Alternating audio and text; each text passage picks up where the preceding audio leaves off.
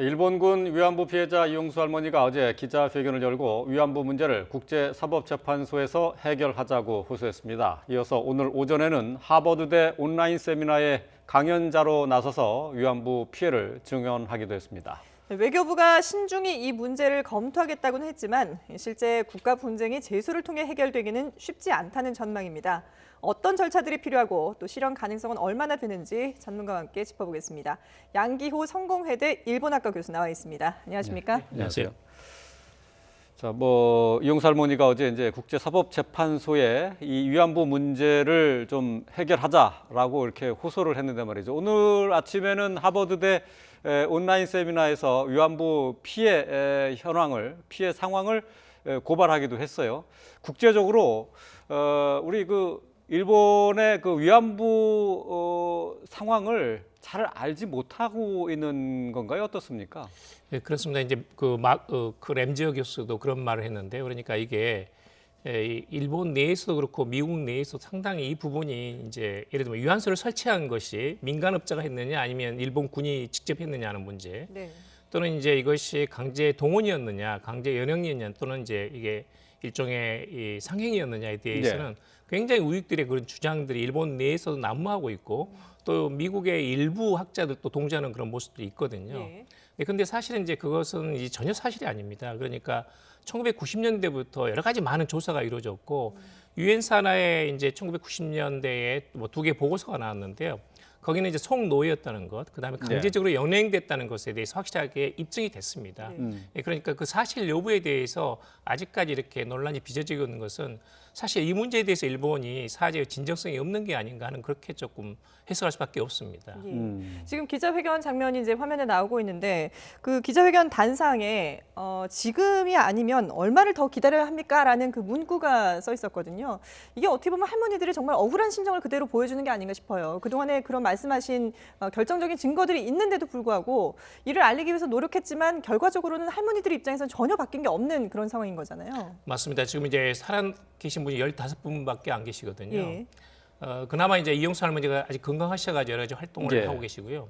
근데 그런 점에서는 지금 상당히 한계에 다다른 그런 대목입니다. 왜냐하면 국내에서 지난 1월 8일 날 위안부 손배소 그 판결이 났습니다. 이게 확정이 됐거든요. 일본 정부가 항소를 안 했기 때문에.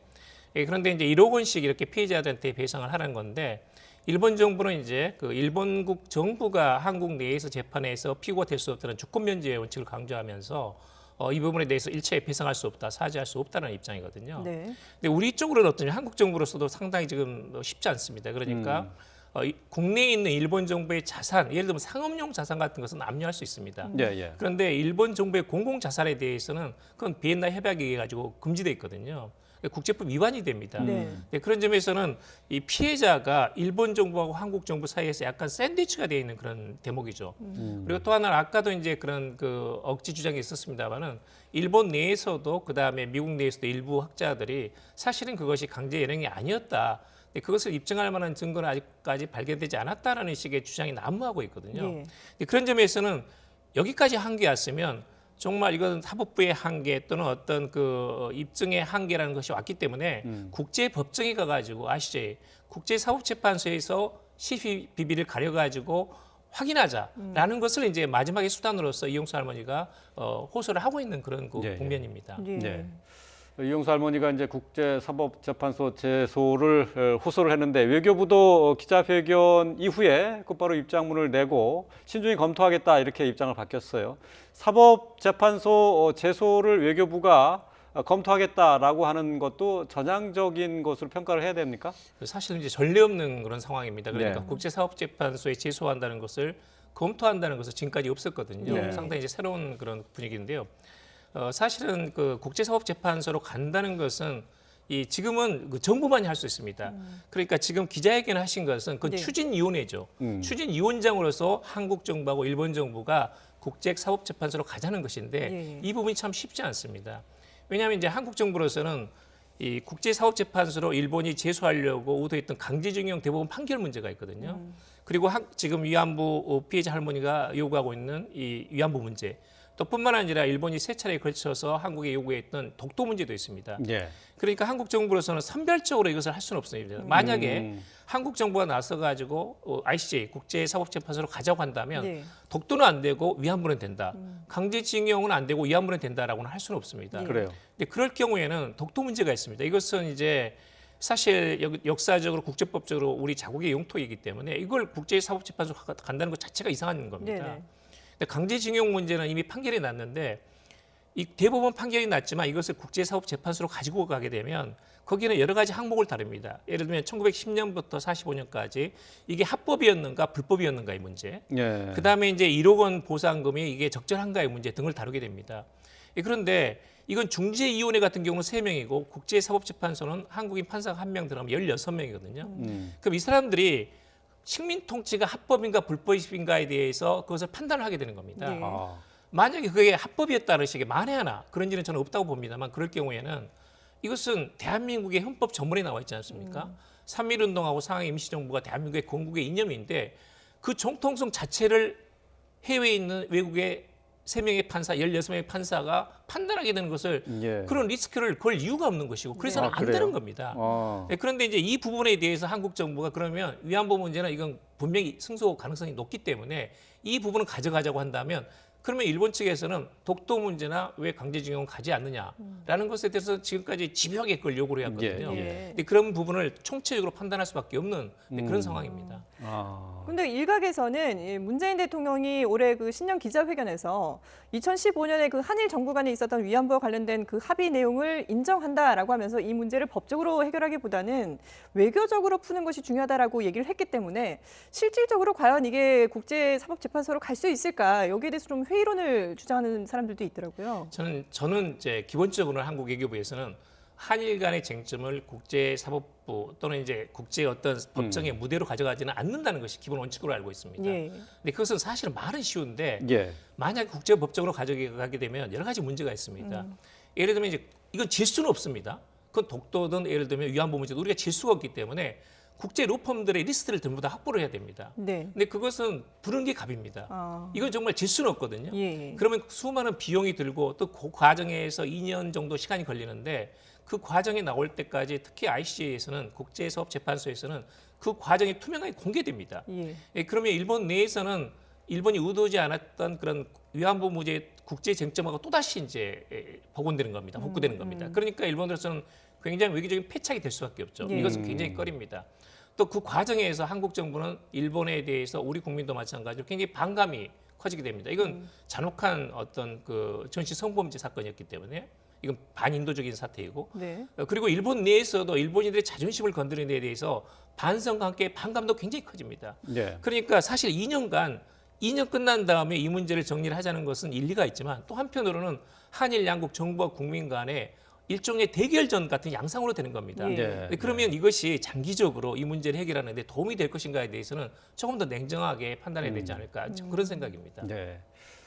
그러니까 이제 국제사법재판소의 제소가 그렇게 생각보다 쉽지 않다는 건데 말이죠. 그 과정만 좀 한번 좀 살펴보도록 할까요? 우리가 제소한다고 해서 되는 건 또 아니라고요? 맞습니다. 이제 이것은 국가가 쌍방간에 합의해가지고 재판이 성립됩니다. 그러니까 일본이 제소를 하더라도 우리가 응하지 않으면 가지 못합니다. 예. 네. 또 우리가 제소하더라도 일본 정부가 응하지 않으면 가지 못합니다. 지금 사실은 일본 정부는 이 1965년에 청구권 협정으로 개인 보상도 끝났고 예. 그다음에 2015년 12월에 위안부 합의로 최종적으로 불가역적으로 종료가 됐고 그리고 하해치유재단 만들어가지고 피해자들이 받지 않았느냐. 그렇기 때문에 이 문제를 또다시 국제사법재판소로 가져간다는 것은 지금까지의 일본 정부 입장하고는 이제 반대되는 거죠. 네. 그런 예. 점에서는 이 문제가 과연 한국 정부나 일본 정부가 국제사법재판소로 가져갈 것인가에 대해서는 굉장히 네. 좀 회의적입니다. 네. 근데 이용수 할머니 측에서도 사실 이 뭐 국제사법재판소에 회부를 요청을 하긴 했지만 재판에서 이긴다거나 이런 것까지도 바라지 않고 단지 그 실상을 알리는데 세계적으로 좀 알리는데 그 목적이 있다라고 하거든요. 그런 부분에서는 어떤 득이 없을까요? 맞습니다. 이제 말씀하신 대로 2년간 모든 그 내용 또는 법정의 어떤 여러 가지 이런 토론이라든지 변론이라든지 반론이라든지 또는 그 외교 문서 같은 것이 전부 다 공개됩니다. 네. 그렇기 때문에 그 과정은 또다시 위안부 문제에 대해서 일본의 전쟁 범죄를 다시 한번 재확인할 수 있는 과정이긴 합니다만은 네. 또 이제 하나 또 승소할 가능성이 높습니다. 왜냐하면 기본적으로 이 ICJ 국제사법재판소는 유엔 산하기구입니다. 예. 유엔 산하기구인 유엔 인권위원회에서 두 차례에 걸쳐 가지고 보고서가 나왔는데 예를 들면 성노래라든지 강제 연행이라든지 이런 것들이 확인이 됐거든요. 네. 그 부분은 승소할 가능성이 높습니다. 그런데 또 다른 판결, 그 판결은 이제 여러 가지 그 쟁점별로 나눠 가지고 판단을 하게 되는데 예를 들면 청구권 협정으로 개인 보상 문제가 끝났다거나 아니면 화해치유재단으로 1억 원 정도의 보상금을 받았기 때문에 종료되었거나 네. 예. 하는 것들이 동시에 나올 수가 있습니다. 근데 그럴 경우에는 전쟁 범죄는 확인됐지만 개인 보상은 종료됐다라는 이런 일본 측의 기본 입장하고 가까워지는 그런 결론이 나올 가능성도 배제할 수 없습니다. 네네. 예. 그런 점에서는 승소한다는 것은 그 다양한 내용을 같이 봐야 됩니다. 그러니까 단순히 저희는 뭐 위안부 문제만 생각하고 국제사법재판소에 제소해서 유리한 판결을 끌어낼 수 있을 것이라고 생각했지만 거기에는 뭐 여러 가지 고려해야 될 맞습니다. 그 문제가 많이 있는 예. 거네요. 그 재판의 내용이라든지 예. 쟁점이라든지 또는 그것이 파급하는 여러 가지 영향, 독도 문제까지 포함해가지고 그것을 종합적으로 봐가지고 풀어나가야 되지 않나 하는 생각이 듭니다. 예. 뭐 여러 가지 뭐 실익을 판단해 본다면은 쉽게 제소하기가 쉽게 이제 제소 결정을 내리는 것도 이게 간단한 문제는 아니라는 생각이 드는데 말이죠. 어쨌든 근데 이제 램지어 교수의 이제 논문이 문제가 된 것 아니겠습니까? 이것에 대해서 글쎄 미국에서는 지금 어떤 반응을 보이고 있나요? 지금 미국 내에서는 이제 그 국제 저널 자체에서 내부 조사에 들어가겠다라는 것이 지금 입장이고요. 네. 그다음에 이제 미국의 주요 그 대학의 한인 학생이라든지 또는 이제 테스라 모리스라는 유명한 호주 학자가 있습니다. 그 이 위안부 문제 전문가인데요. 이건 잘못됐다 해가지고 네. 지금 반론을 제기하고 있습니다.